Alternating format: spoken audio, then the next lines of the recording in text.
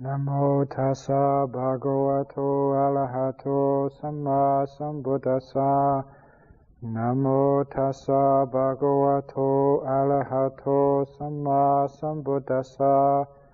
Namo tassa bhagavato arahato samma sambuddhassa. Viriyang arabhati apatassa patiya. Anadigatassa adigamaya asachikatassa sachikiriyayati.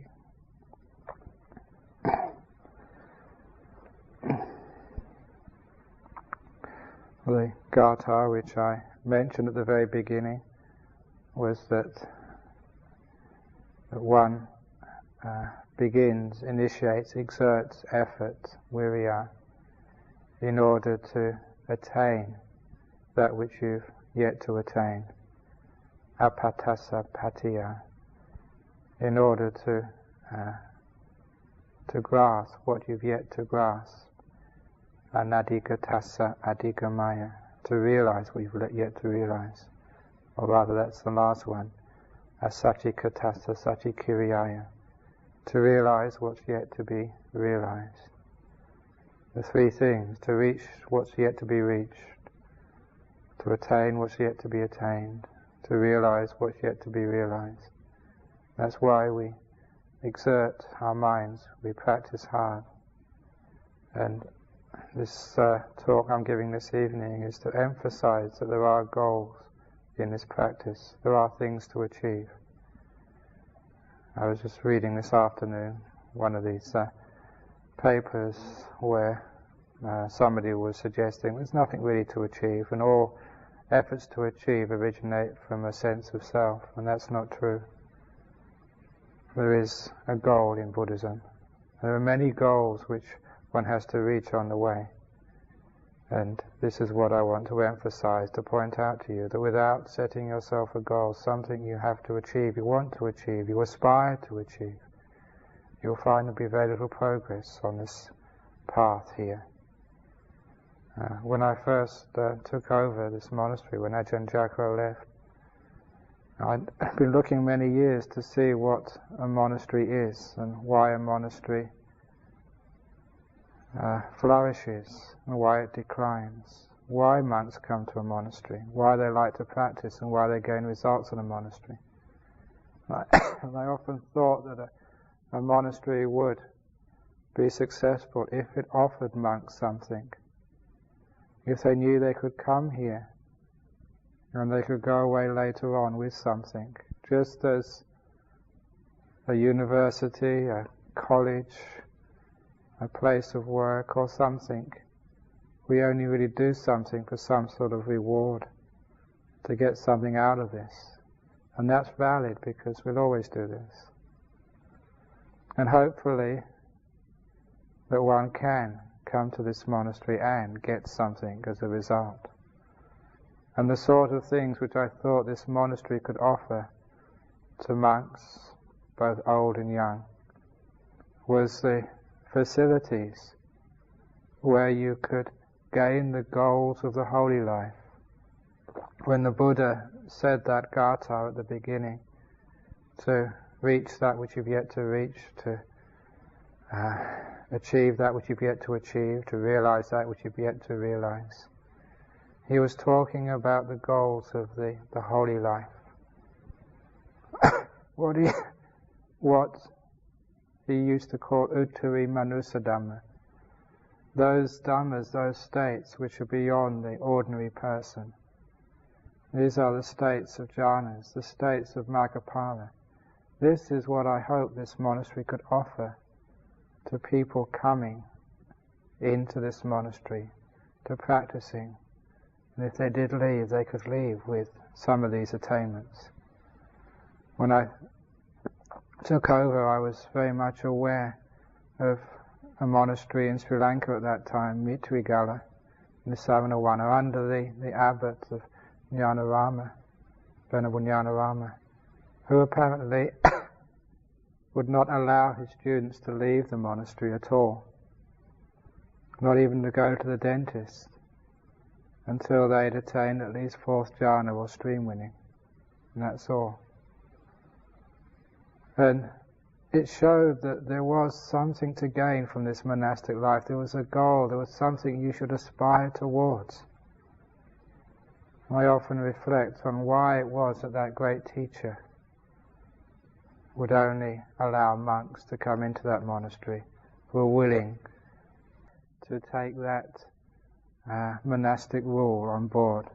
They would not leave until they gained fourth jhana or they realized stream winning. And I was reinforced with the story of the life of the great disciples, Venerable Sariputta and Venerable Mahamoggallana, when he became a student, a disciple of those great monks.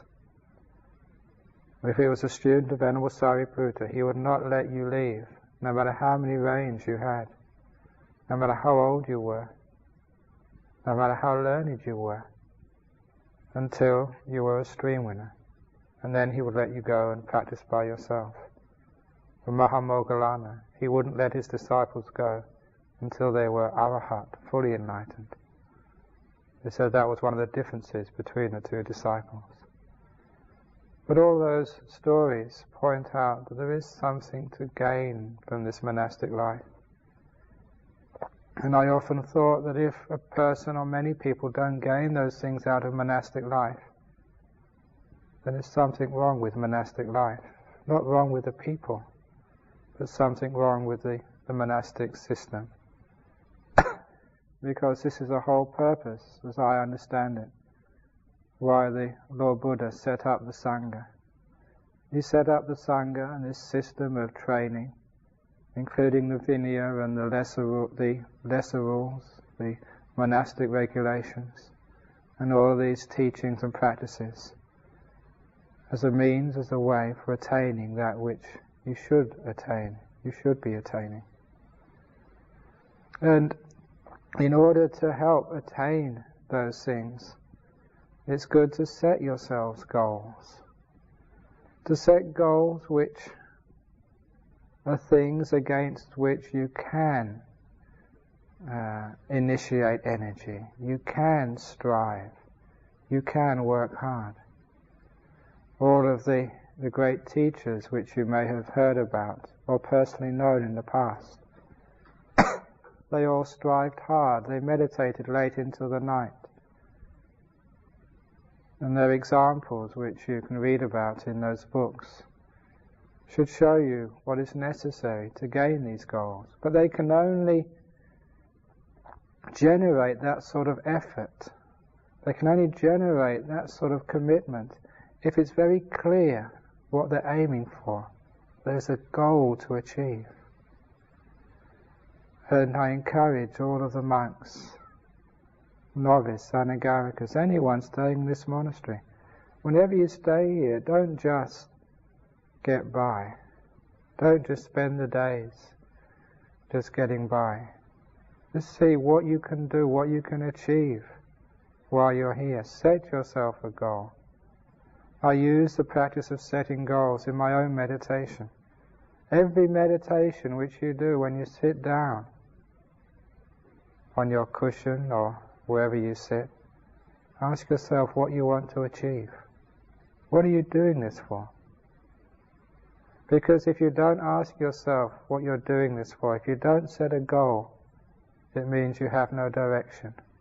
The mind can wander around aimlessly for hours, for days, for many years in your monastic life if you haven't got a clear goal to direct the mind. So in every meditation you should set a goal, what you wish to achieve. It is because that I have found the essential importance of setting goals to success on the path, that I make it quite clear. There's stages in the practice, there's stages in the path towards jhana, there's stages in the path towards insight occurring. And it's good to have some stages so that you have goals to work towards, whether it's a goal of present moment awareness, or the goal of silence, or the goal of full awareness of the breath, or the goal of the beautiful breath, or the goal of a nimitta, or the goal of jhanas.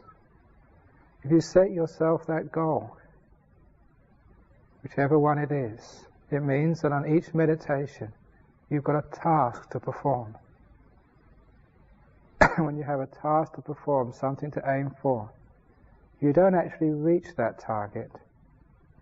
You'll get much closer, you'll make more progress than if you set yourself no goal at all. You all know that the four iddhipadas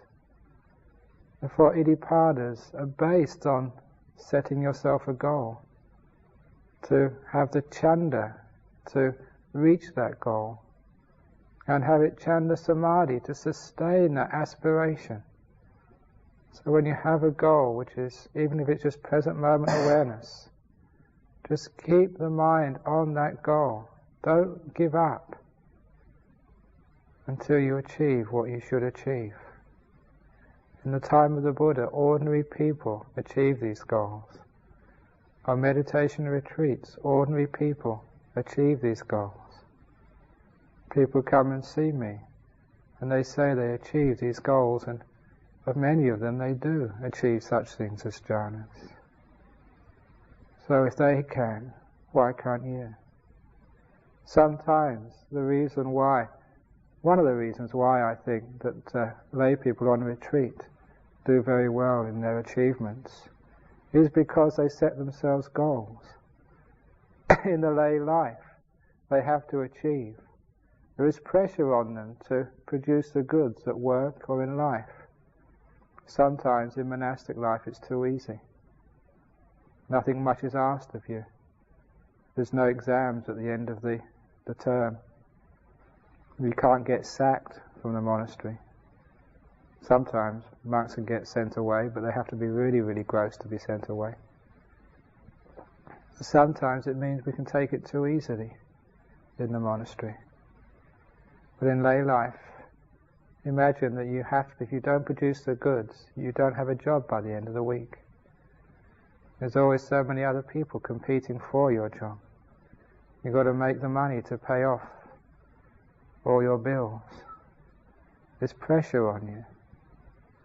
And sometimes I think that's why that when lay people go onto a retreat, they make such fast progress, because they put that pressure on themselves to get somewhere. And sometimes that's what monks can do. If they're on retreat or if they're not on retreat, whenever you have a time to meditate, give yourself a goal, something to achieve, and see if you can get there.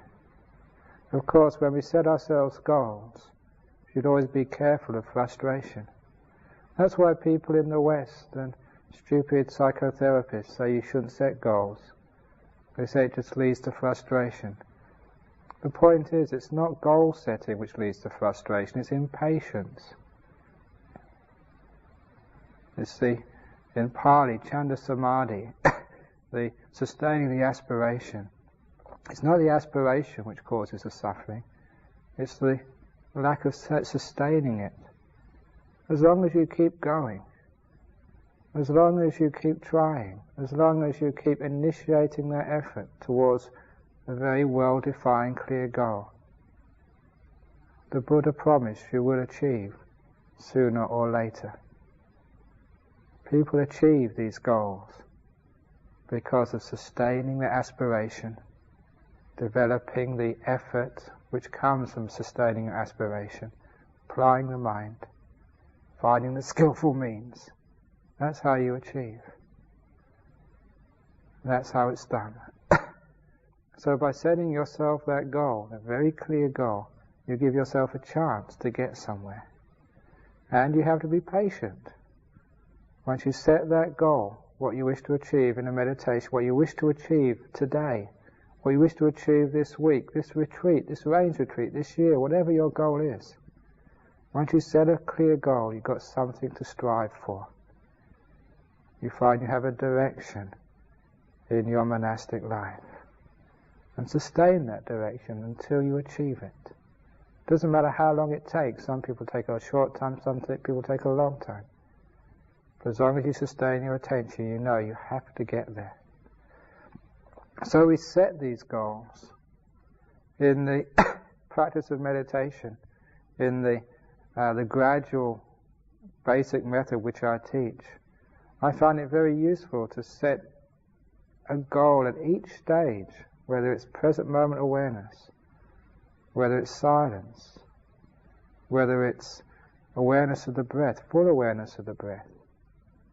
But at the very beginning of the meditation, the very beginning of that particular stage I'm aiming for, just telling myself just once or 3 times sometimes, this is the goal. This is what I'm doing this for. This is the purpose. This is where I want to get to the present moment awareness.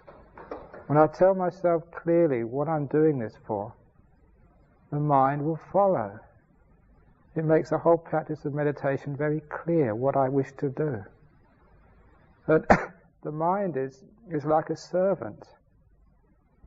It runs according to conditionality. Sometimes people say you can't control your thoughts. You can if you really know how. I mean, the Buddha controlled his thoughts. And he said that in the 2 types of thinking sutta in the Majjhima Nikaya. You can control your thoughts if you only know how. And this is how to do it. You tell the mind what you want to do and give it clear instructions so the mind knows what to do. The mind is amenable to instructions. The problem is that we're so confused about what we tell the mind to do. We don't really know what we're supposed to do or what we want it to do. And because of that confusion, the mind wanders all over the place. That's one of the major causes for the wandering mind. It's just like a person wandering along the road. They're wandering there because they've got no goal, they've got no direction, they don't know where to go. No one's told them where to go. So that's why they wander around. So if in your meditation, if you tell yourself, mind, I want to be silent. Be silent, mind. Say that 2 or 3 times. And then be patient and just watch the mind do the work. I find it fascinating to play with the mind like this. Tell the mind, be silent mind. Okay, be silent. I don't give any other orders. I set the goal, and then I sit back and watch what happens. When I don't interfere, I find as soon as the thought starts coming into the mind, because of the conditioning which I've put into the mind, as soon as a thought comes up, something else stops it straight away. Because the mind has been told what to do, and it does its job. This is what we mean by a well-trained mind. To train the mind, you've got to give it good orders. And when you do this, you find you can succeed. If you give yourself a very clear direction, and then let the mind do the job, it soon achieves that goal. It soon achieves silence in the mind. It soon achieves being aware of the breath. Give yourself the goal in the meditation, at the very least. By the end of the meditation, I will have full awareness on the breathing. Being able to breathe in, knowing the in-breath, knowing the out-breath, one after the other without a break. Surely that should be possible for you. Make that your goal. If anything stands in the way, if there's an obstacle there, find out what it is. When you have a goal to do, then it illuminates the obstacles. It makes the obstacles very clear. You don't sort of mistake them as being your friends. It's very clear that they're enemies to your goal. They're in the way. So you can use skillful means, whatever skillful means you can devise, which you've heard from other teachers, which you've read in books, or what you think about yourself, which work. Use those skillful means to achieve your goal. And at every stage of the meditation, when you achieve the goal, just praise yourself, enjoy the success. Because enjoying the success encourages the mind to repeat the success, or even go further. Positive encouragement is what will motivate you to go deeper and deeper. of course, in many of the successes on this path, when you start realizing these goals, sometimes you don't need really to praise yourself, because the joy, the bliss, the freedom which these stages on the path manifest by their very nature are so joyful and so blissful that that's enough reward. Even just to get into silence is enough reward, in the pure silence which lasts for such a long time. That by itself will encourage you to repeat that goal again and again and again, and take it deeper and deeper and deeper. So you set yourself these goals in the meditation, the goal of getting full awareness of the breath. At every meditation, that should be the minimum. And then see if you can get the goal of getting a nimitta coming up. Make that your goal. Eventually, if you're really persistent, you say, this is what I want to do this week. Don't go waiting for next month, next year. This week. Then, if you're really persistent, if you really make that the most important thing of your week, then you've got a very good chance of it happening. Because you make that the main purpose. There's other things which you may be asked to do during the day, the work, the eating, the washing. But if you make it a main purpose, it means as soon as you've done your other duties in the monastery, you go back to your room. This is what I've given myself to do this week, to get a nimitta up. So all of the free time which you have is devoted to the goal which you set for yourself. You can see just how setting a goal creates energy, it creates direction, and you get somewhere. And when these things occur, when they arise, it gives you great joy and happiness. But also it gives you the insight, the understanding on how these things happen. You can't just wait for these things to happen. You put forth energy and effort. Set at your goal. Tell the mind this is where you want it to go. Develop the skillful means and see these things happen. And jhanas themselves. Other people get jhanas, why not you? Jhanas arise because of the training which you've done. Sometimes it takes many years, but it's worth that effort to gain these things. And what else is worthwhile in this world?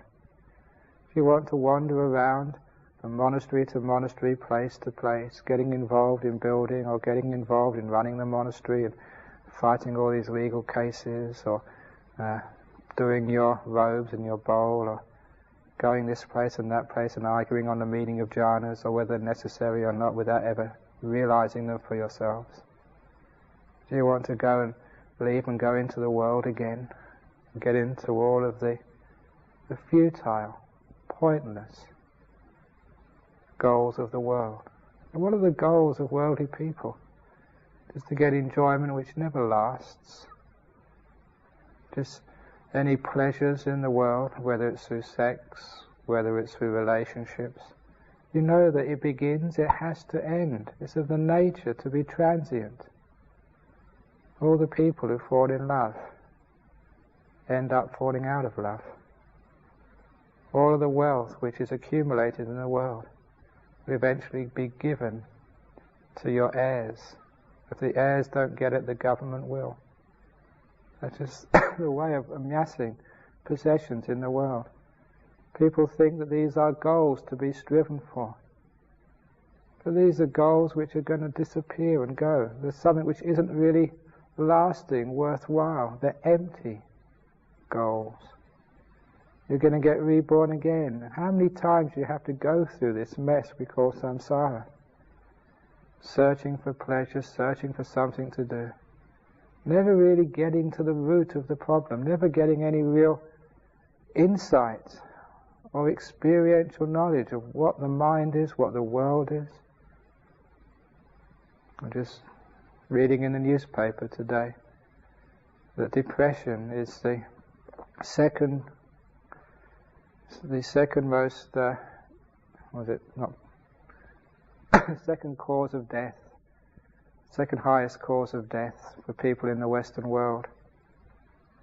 It's only second to heart disease. It just actually shows just the state of our rich, comfortable, modern world. And I can understand why depression is so prevalent in the Western world. Because the goals which are set in the Western world, once you achieve those goals, is a sense of, what was all that for? It's a sense of disillusionment. When you reach the goals which are offered in our Western world, you find they are empty. There's no substance there. That's one of the reasons why sometimes it's best to hope rather than to achieve those sorts of goals. Once you achieve, it's very, very sad. That's why one of those old sayings I haven't put in a talk for a long time, I forget who was saying, someone probably like George Bernard Shaw, I think, who said there's two tragedies in life. One is not getting what you want, and the other is getting what you want. And getting what you want is a tragedy, because those sorts of things in the world, once you get what you want, you find what a waste of time it all was. Whether it's fame, whether it's wealth, whether it's a relationship, whether it's sexual pleasure, or whatever. What do you really want? What is your goal in life? And in the reality of someone who's seen the world and seen the world inside and seen the world outside,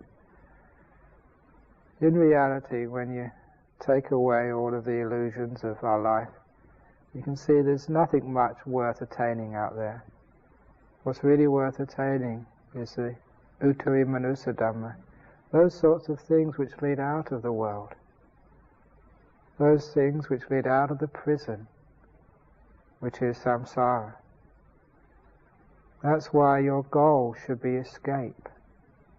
Escape from the predicament you've been born into. Sometimes it's nice to be travelling with monks or going to town with a senior monk on a weekend, so you can see some suffering. Go to a funeral, see a dying body. Even better, see a sick body, someone who's crying in pain. That could be you tomorrow.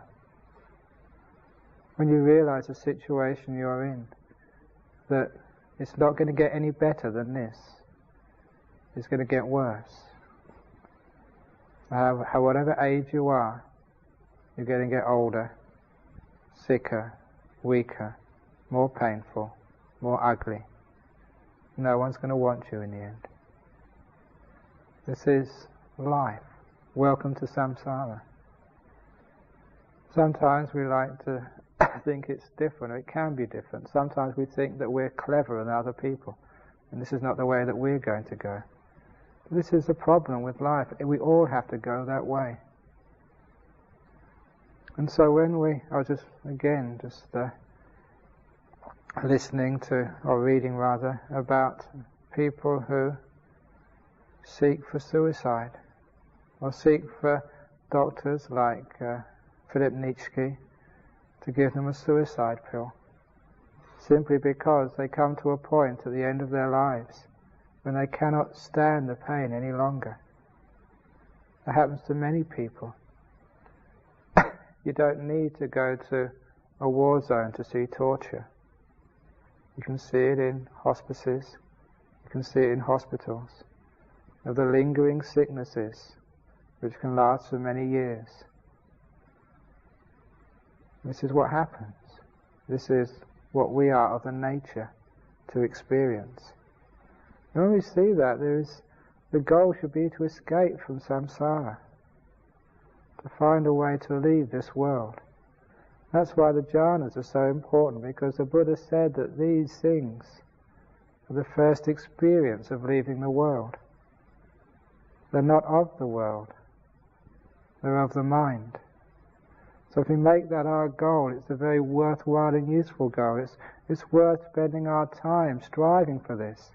It's worth spending our whole life striving for just one experience of the first jhana, so that we know something else. something more than the transitory, empty, futile goals of the worldly life. And if you can just know that much, just know even a first jhana experience, to know the mind which is released from the body, to know the mind which is joy, which is bliss, because the physical body with the five senses has been left behind. And it's to know that this body with its five senses is a mass of suffering. And to know that much, to contemplate that experience again and again and again, to know the sheer pain and irritation of seeing, hearing, smelling, tasting and touching. To know that which is subject to old age, sickness and death, this body. Then you will never want to embrace a body again, neither your own or somebody else's. You'd have an experience there which goes much further than theory or belief or dogma. You'll have something which you've known and seen for yourself, something which uncovers some of the heart of the Buddha's teachings. Why there are monks and nuns in this world, why they give up money, why they give up sex, why they give up possessions. Because they realize that all of these things are just a mass of suffering, and this is not just being negative or being deviant. This is because they see this as a truth, an ultimate truth, seeing this because of the experience in deep meditation. This is something which is really worthwhile trying to achieve. If you can see just that much,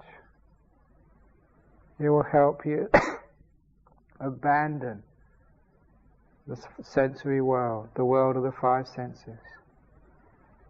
A few weeks ago I was reading in town the Chula Dukkha Kanda Sutta of the Majjhima Nikaya, where Mahanama, the cousin of the Buddha, the uncle of the Buddha, came up and asked and said to him, what was it, cousin, uncle, it doesn't matter, said to him that even though he knows that greed, hatred and delusion are defilements of the mind, even if he knows that these things conduce to suffering, he's not able to let them go, to give them up. He said, why? And the Buddha replies, because you haven't experienced the first jhana or above. He said, that's the way of things. That the man or the person, the meditator who hasn't achieved or experienced that first jhana, because he knows nothing else, will always grasp onto and aspire towards something which is much lesser. There's the sensory pleasures, sensory comfort. So if you know even jhanas, even just one experience of jhanas, then you'll have something to show you this more to life than the sensory world. There's more than just seeking for sensory comfort, whether it's warmth when you're cold, whether it's cool when you're hot, whether it's some ease from the aches, pains, stomach aches, headaches, knee aches, back aches, or whatever else ache you've got today. There's something more than that.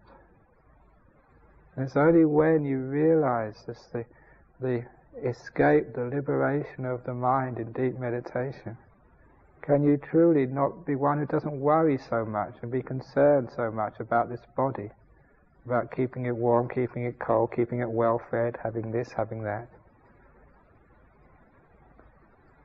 The body is sick. That's its nature. It's hopeless trying to get healthy. It's got a terminal disease. It's going to get worse.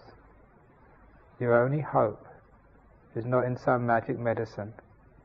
Your only hope is in the Dhamma, is in being able to leave this body at your death, so you don't take another one.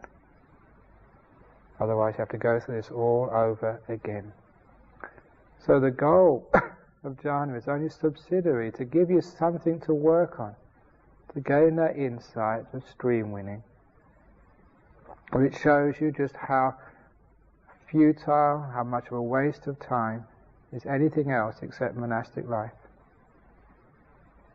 And I'm talking about monastic life which is devoted to release, to escape from samsara. Not trying to embellish samsara or try and make it livable. Not trying to help people in the world ease their suffering, but trying to get people out of a sinking ship. This ship is sinking. You're drowning in old age, sickness and death. There's no lifeboats. You just have to disappear completely from that world through jhanas and then through the insights which give rise to magga and phala. The Buddha said that only the stream winner can be assured that they're not going to be reborn in unfortunate states, animal states, ghost states, hell states. You don't know what karma you've done in the past. Even though you've done good karma in this life, who knows what you've done in the previous lives? And the Buddha said that your karma is just like two ends of a stick. Good karma, bad karma. At the end of your life is just throwing up a stick. Who knows which end it will come down on? Even though you've done very great good karma in this life, it's right the stick. It may come down on the wrong end. You go into a hell realm. The only security and safety is stream winning. And if you really make that your goal of this lifetime, stream winning or bust, then just keep on going. Keep on going, keep on going. As far as I'm concerned, you've got a snowball's chance in hell of getting to stream winning in the lay life. If you really want to have that security and that safety, you have to give it everything you've got to make that your goal. Jhana is a subsidiary goal. It's clear, as I was talking with one of the monks earlier this week, that the only way to achieve those deep insights which uncover non-self, which uncover the essential suffering of the world, is by overcoming the 5 hindrances. And as a monk reminded me, and because I told him it some time ago, that it's in the Nalakapana Sutta, the only time that the 5 hindrances don't invade the mind and remain is a result of doing jhanas. Without jhanas, the 5 hindrances, they come into the mind and they remain. They stop you getting anywhere. You do need the power of those deep meditations and the freedom from the hindrances which it affords you, long enough to see the Dhamma which the Buddha saw. The Buddha became enlightened by practicing jhanas under the Bodhi tree. You do need to have those 5 hindrances fully overcome.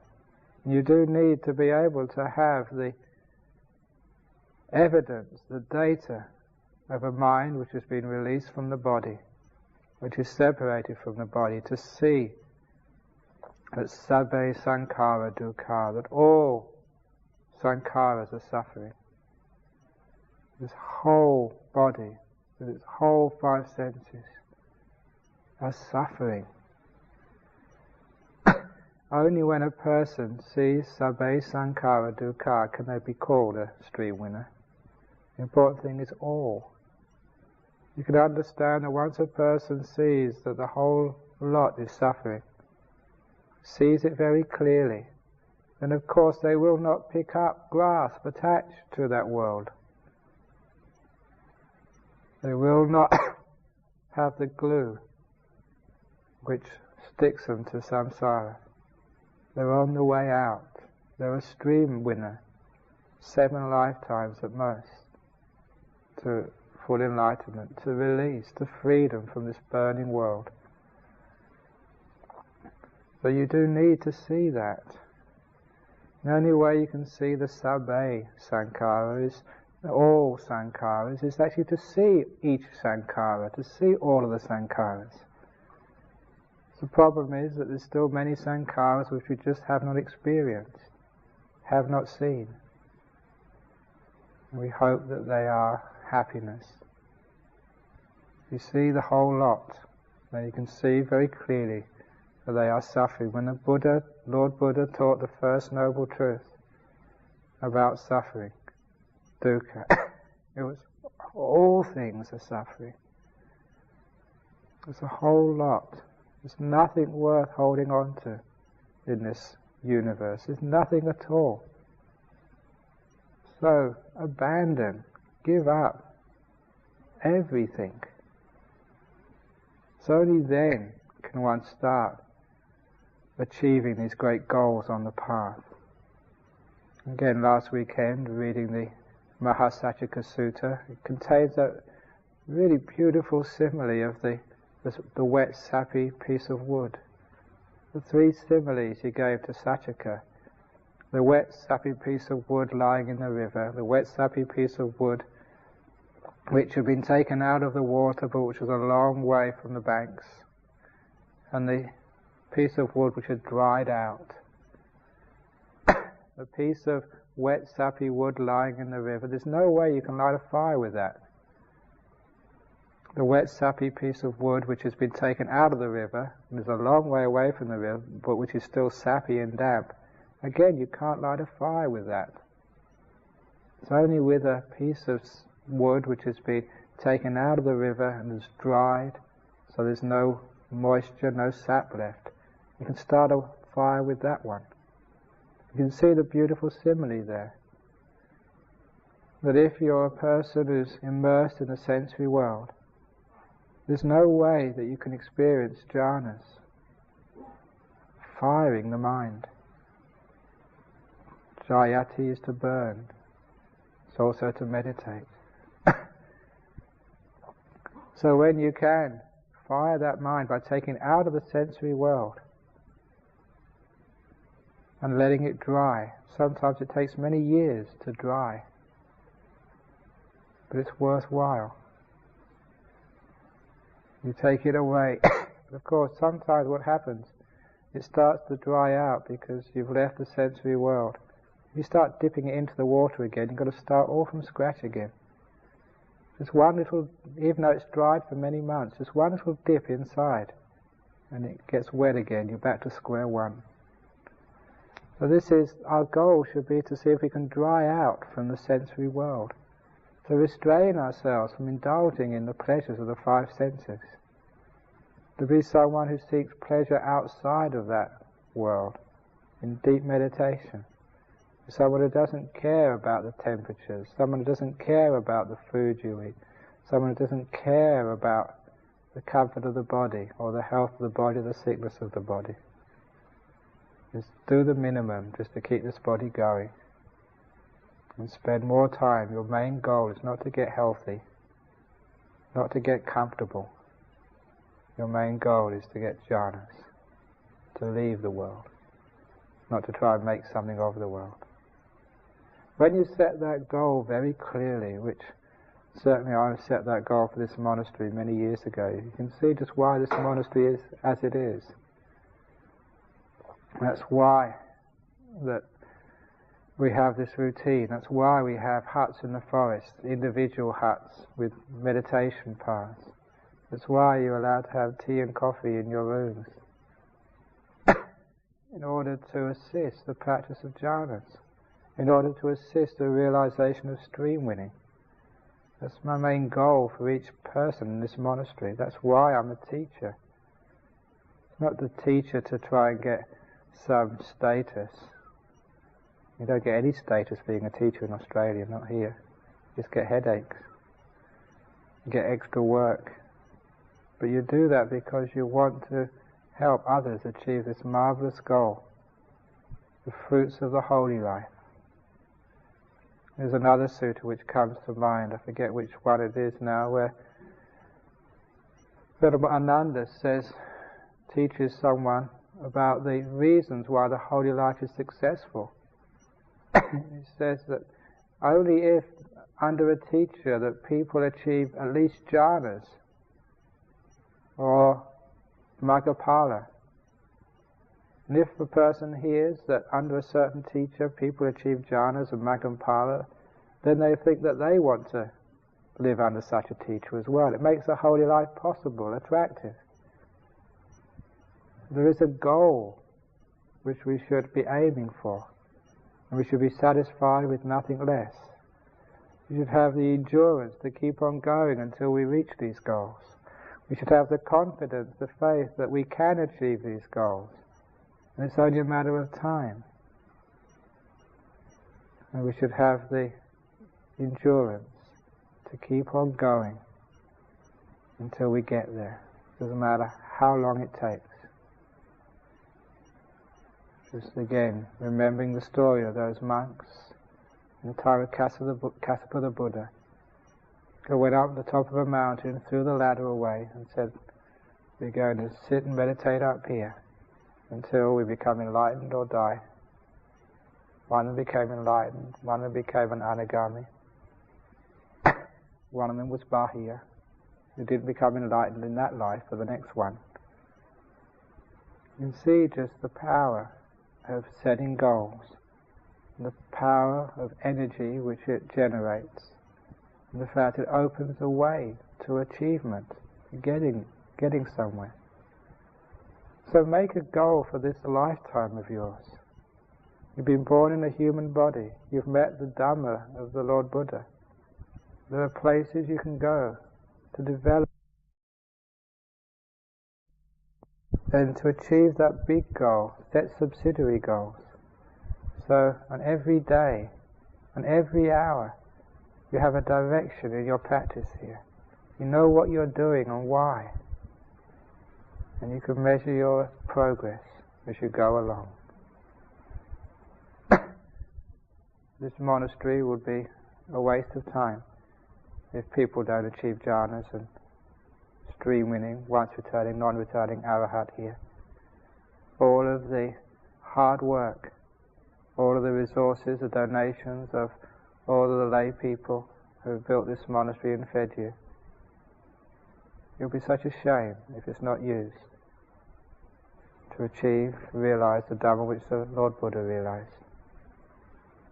The path is there, the facilities are there, you have the human body, you have the intelligence, you have everything you need. So make a very clear goal in your life. Make a very clear goal in your day.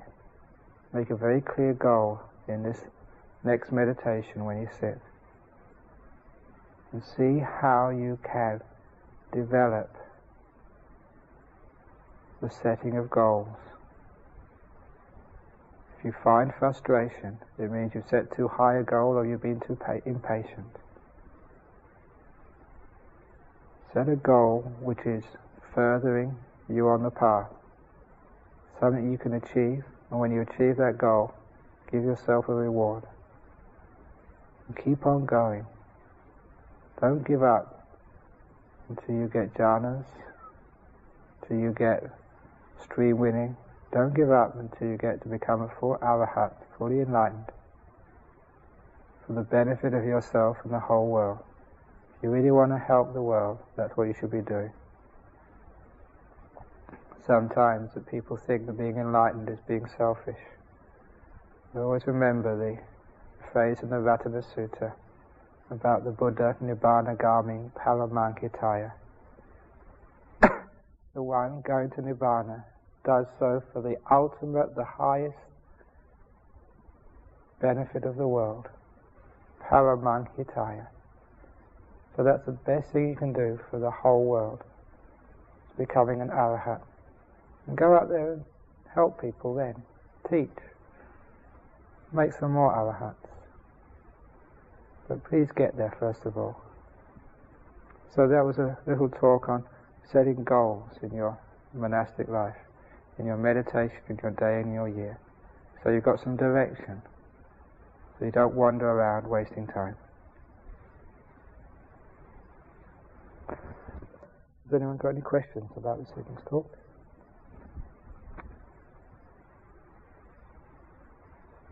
Okay.